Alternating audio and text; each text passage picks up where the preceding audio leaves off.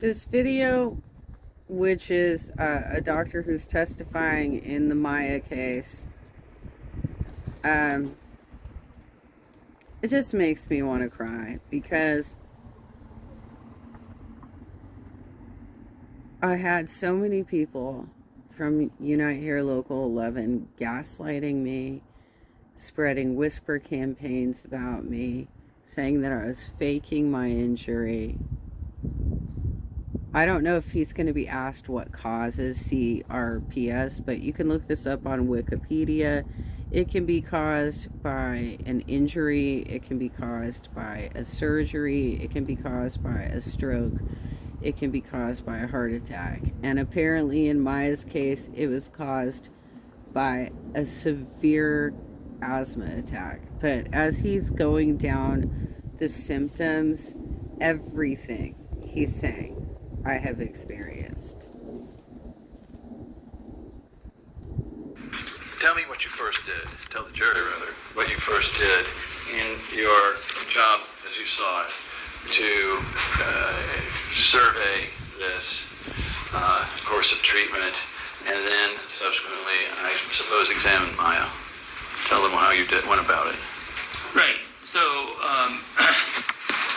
they sent me a boatload of documents.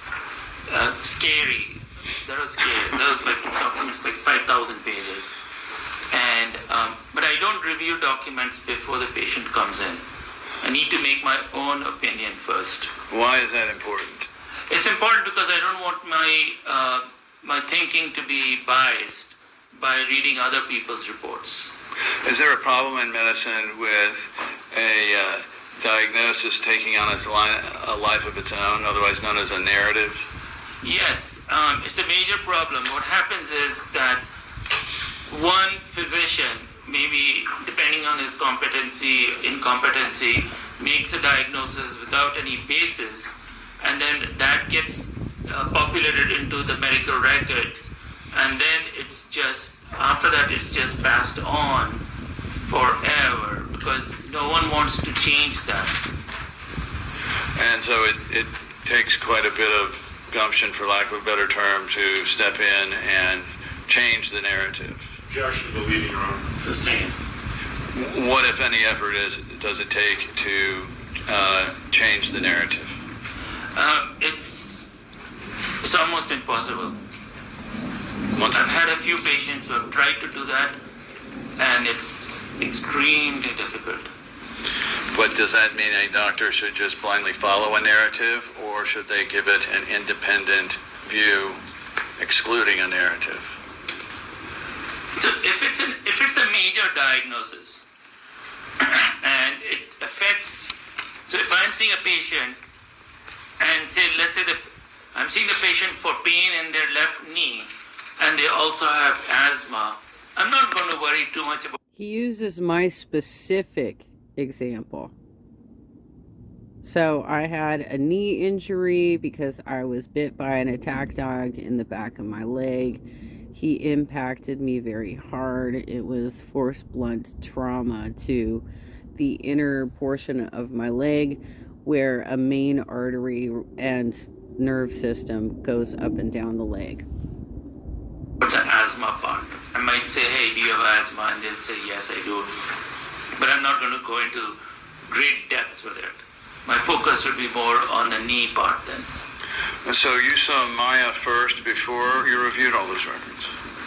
Yes, I tend to, the way I work is, I don't like to be biased, so I see the patient first, make my opinion, and then I go back and look at the medical records in detail, and then figure out where we are with it. So I want to deviate a little bit from going through your findings, and I first want you to help us understand CRPS as you know it. Have you treated CRPS patients? Oh yes, I have a lot. Can you give the jury an idea of how many per year? I actually did that calculation for this, yes. So approximately 5 patients a week for 20 years, and the math came out to be about 125,000 patients in the last 20 years with CRPS. My goodness. And have you yourself participated in any studies or surveys? No, I haven't. You mean done research on it?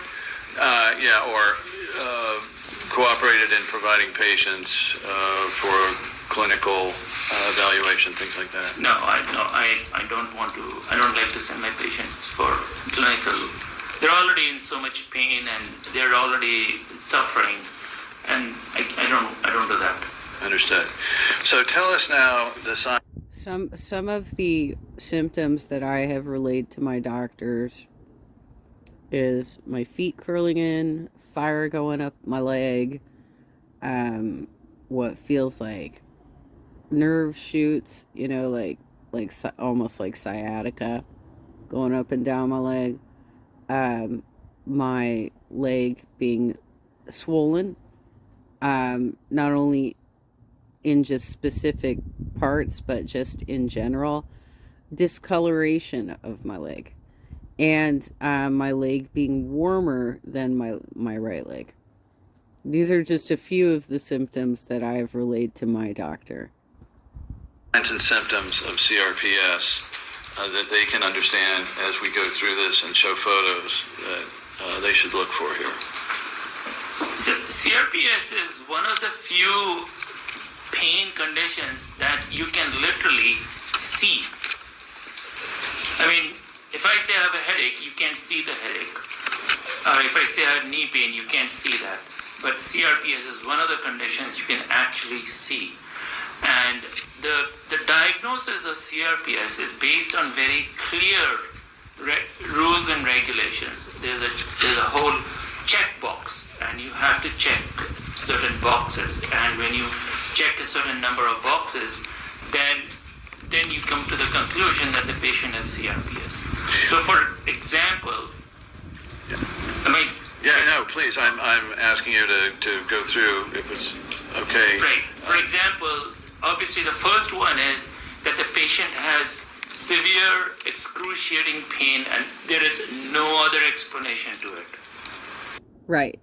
And it can go up and down. You can have pain cycles where you have worse days, you have better days.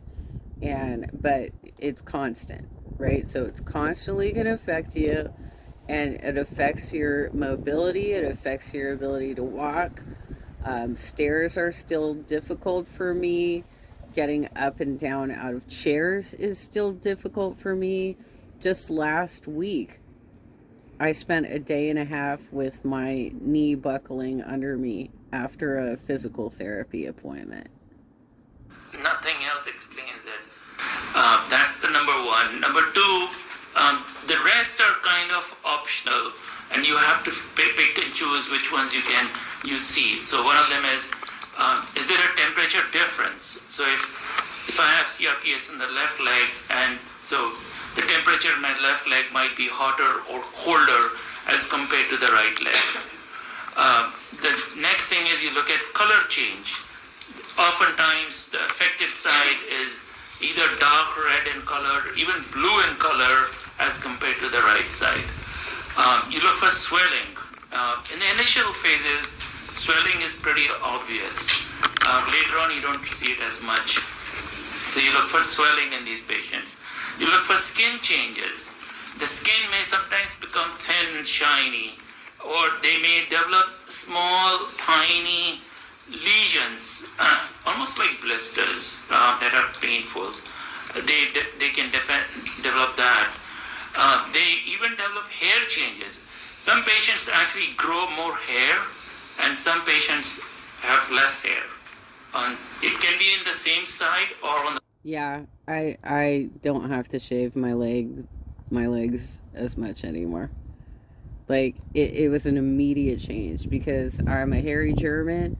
I always have, like, if I don't shave in 2 days, I look like, horrible. Right now, I have not shaved in a week, and it doesn't even look like it at all. opposite side. You can see nail changes. Their nails start to kind of break off. They get brittle nails. And what about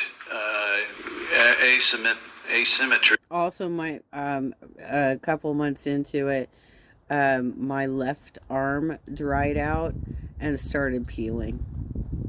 It just completely dried out and started peeling.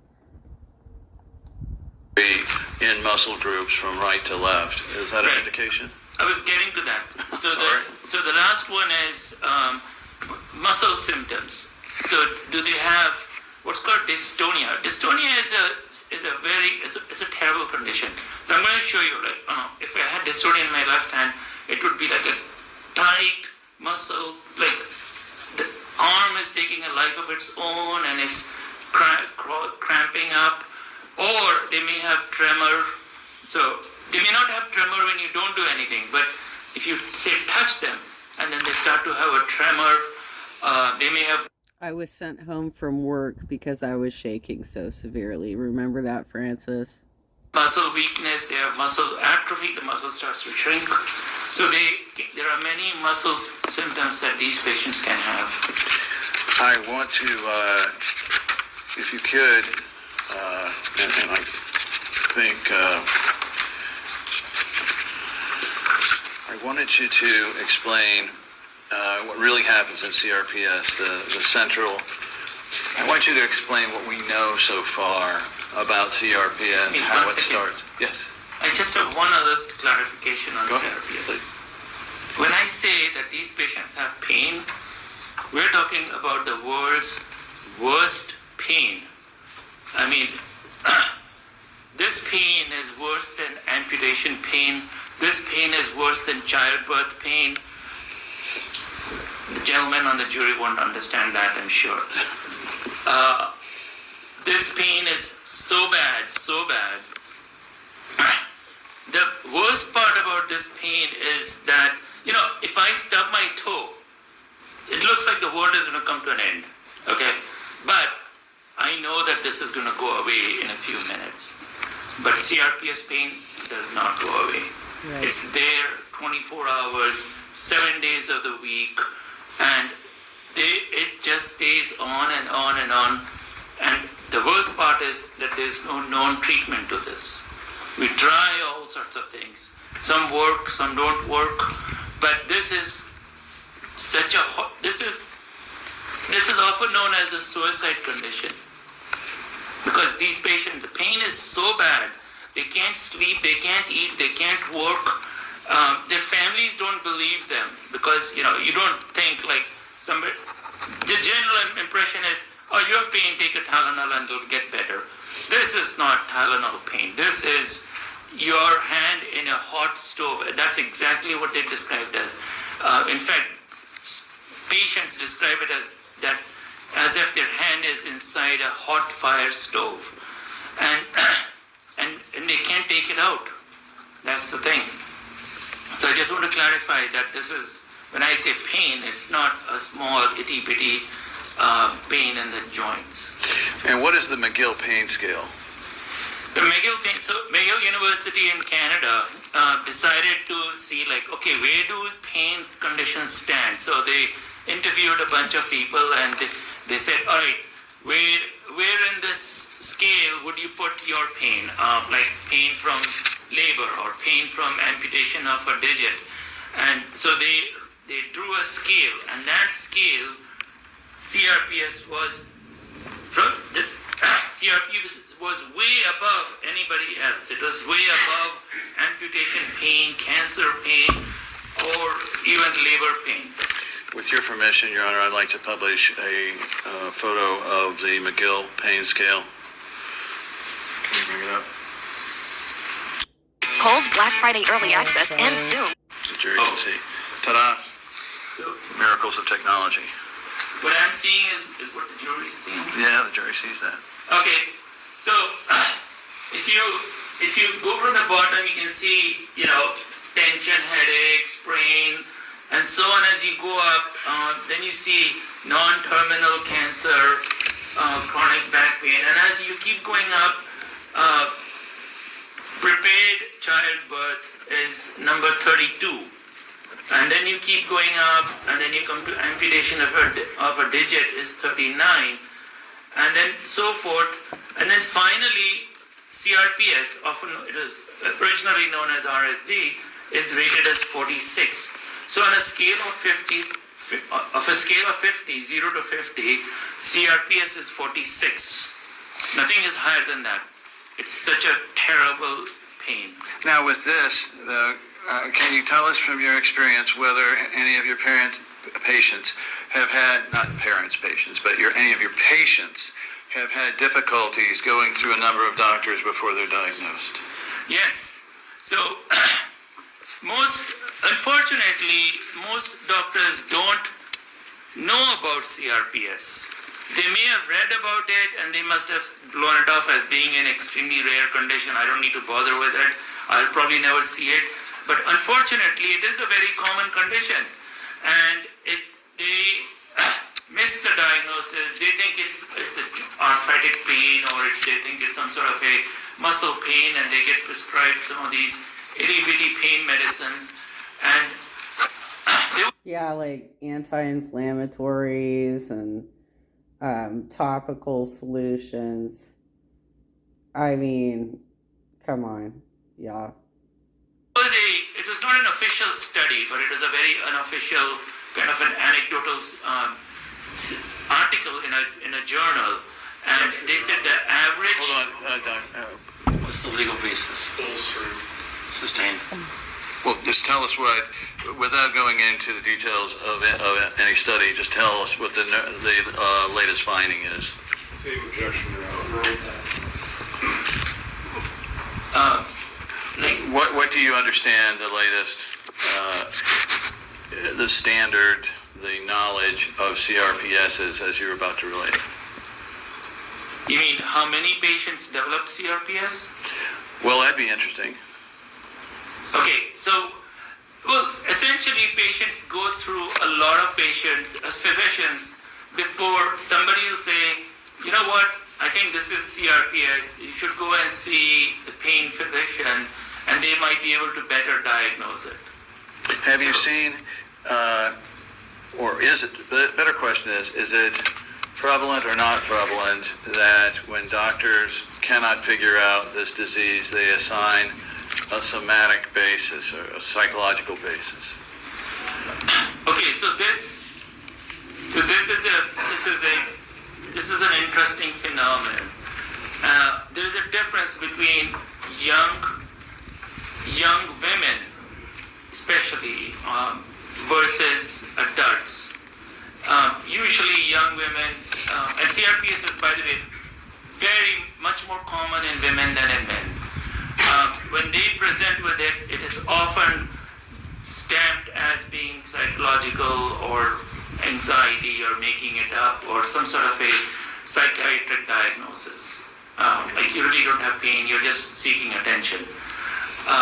In adults, it's a whole different situation. In adults, it is taken much more seriously. You know, they are offered different treatments and different specialists who can then look at it more carefully. And that is the big. Go ahead. That's the big difference between younger patients and adults. And so what is the effect on these children, younger patients, for having their pain denied by physicians repeatedly? Well, put yourself in their shoes. Let's say you're a 12-year-old girl who develops this CRPS in her left leg from doing, acrobatics or something, rollerblading or something. And then now you have this severe pain, and obviously the first thing your parents are going to do is, put something on it, give you some Motrin, Aleve and all that. Doesn't go away. And now it's becoming excruciating, and it's becoming red, hot, swollen, and you can't even wear clothes. So then your parents take you to the doctor, and then the doctor again has no clue what's going on. not sure what's going on. Eventually go from doctor to doctor because they go to an orthopedic, the orthopedic sends them to a neurosurgeon, the neurosurgeon sends them to a physiatrist, and it continues the cycle, and eventually they'll get to one person, and that one person will say, I know this condition, it's CRPS, and then they go on to, getting the treatment that they need. So I wasn't able to drive for several months during the early stages of this. And I asked Francis, the political director, to get me an Uber so I could go to urgent care one morning when I was going through an extensively bad pain cycle. And he told me to call 911 and go to the ER. So I did. And then he left me stranded there. I ultimately had to take an Uber home because the alternate was getting a bus ticket from the hospital, ending up a mile from my house and having to walk uphill all the way in this condition. That was not an option. So I had to Uber home, and I've never been reimbursed for that. now what I'd like to go through now, if we could, and for this, I don't think council has no objection to the actual, the pictures. That was not part of your objection. The glial cell pictures. So I have an objection to the All right. So let's go to 12 if we can. Now, coming up here is something I think you provided for us to. It's an incredibly sophisticated artistry, but Oh, that. It should be in the Smithsonian, I can tell you that. Are you seeing it? yeah, just a second. He's getting it. I tend to jump around a lot, and so. Right, I apologize, but that's my drawing, okay? But that's how I think, okay? You know, when you have only one brain cell, that's how you think. So, I just want to, before we get into this picture, I just want to explain to you what happens in CRPS. Like, okay, we got this pain, but what is going on? So, the brain is not a bunch of nerves. So if you cut open, well, my brain you'll see only one, but if you open Attorney Whitney's brain, you'll see a ton of nerves in there. But that's not what, it's only 20% of your brain is made up of nerve fibers. The electrical wires in your brain are only 20%. The rest of it is packing material. And that packing material is known as glia, which means glue. So in the old days, the thinking was that, there are these nerve wires in the brain, and to support it, you would put some packing material in there. And that was the idea that there's glial cells and they had no other function. But now we know that they have a lot more function. And besides CRPS, they're also implicated in Alzheimer's disease and dementia and other conditions. But in any case, Let's show the next one. well, The 13 here. Another beautiful sketch you've done for us. so what happens is, this one I need to explain. If I take a pen and I stick it in my finger, a signal goes up into my brain, up my arm, into my spinal cord, into my brain. And my brain then reads it as pain, and I yell out, pull the pen out, I rub it, it feels better, everybody goes back to their business. But if I take a pen and I keep sticking it into my finger again and again and again and again for 24 hours a day, then there's a barrage of pain signals that are going to my brain, and there's a barrage of pain signals coming down. This traffic of pain signals activates the glial cells.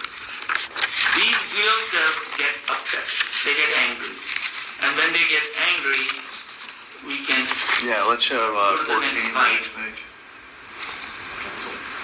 When they get angry, they release chemicals. These are called chemical inflammatory mediators, which means that they produce chemicals that cause the nerves. Because remember, these glial cells are around the nerves. These glial cells then when they get angry or when they get inflamed, they then release chemicals that cause the nerves to get inflamed. Let's go with 15. Okay. So now the nerve is inflamed. And this is the basic mechanism by which a lot of chronic pain can be explained, but this is the basic mechanism behind which CRPS is explained. So what I'm trying to say is that CRPS pain, so if I have CRPS in my left leg, it doesn't live in my left leg, it lives in my brain.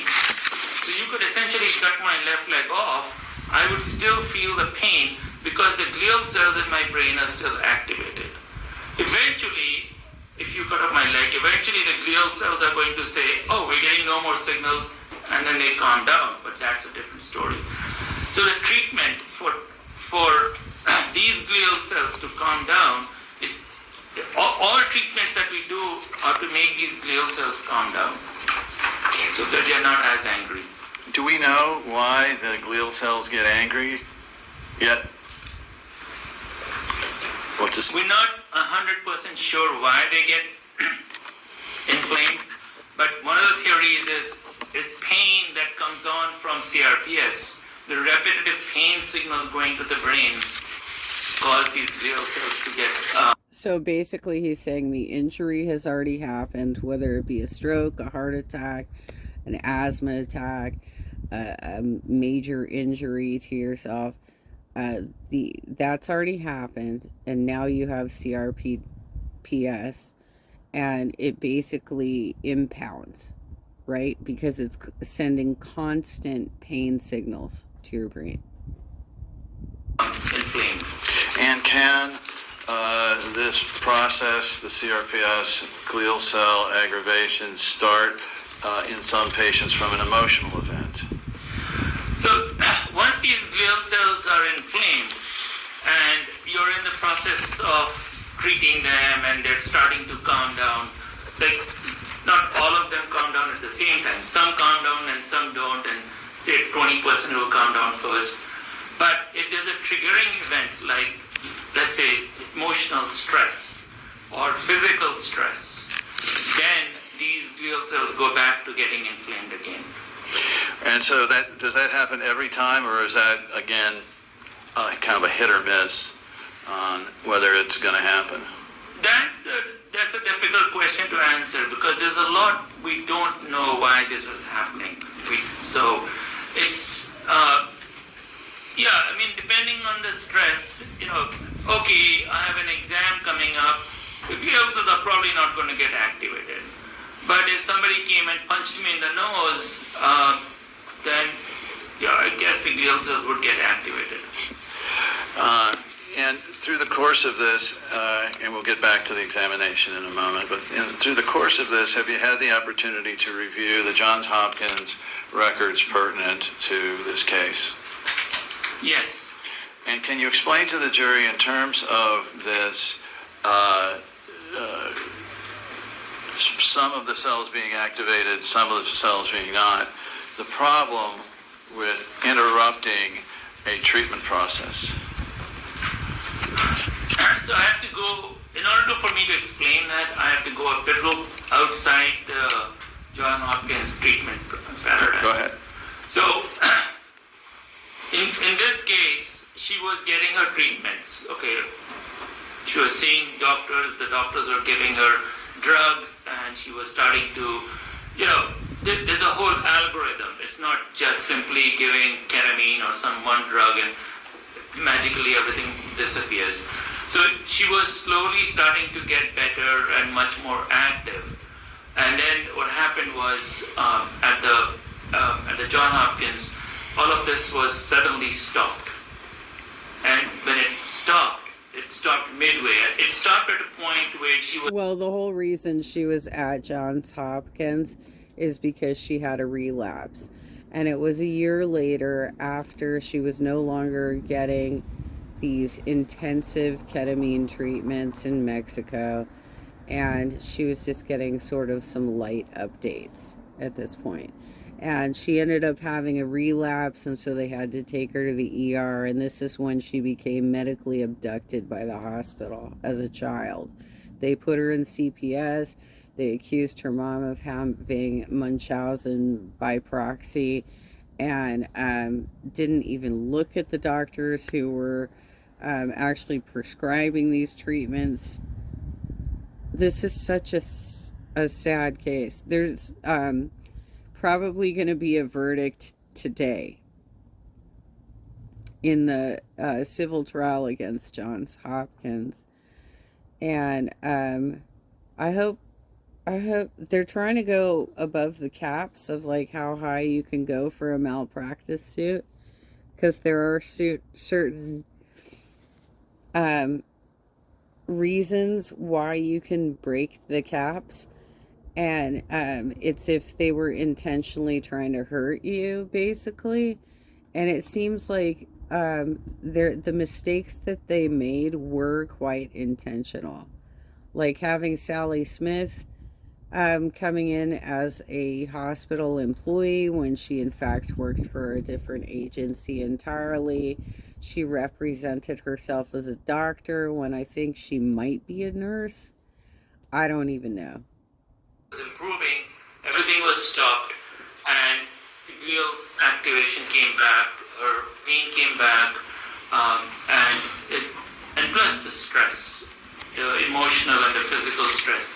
Remember, one of the things I told you about CRPS was that this is pain to touch. So it's not as simple. Even the slightest touch causes pain. Yeah. But the problem is that if I have CRPS in this hand, and if I touch it lightly, the whole hand hurts. And it continues to hurt for weeks.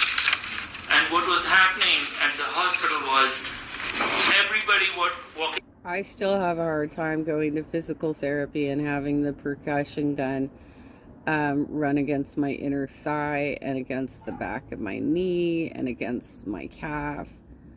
I still have a hard time with that activity, and I just try and power through it because I know that there's got to be some medical benefit to it at the end of this, right?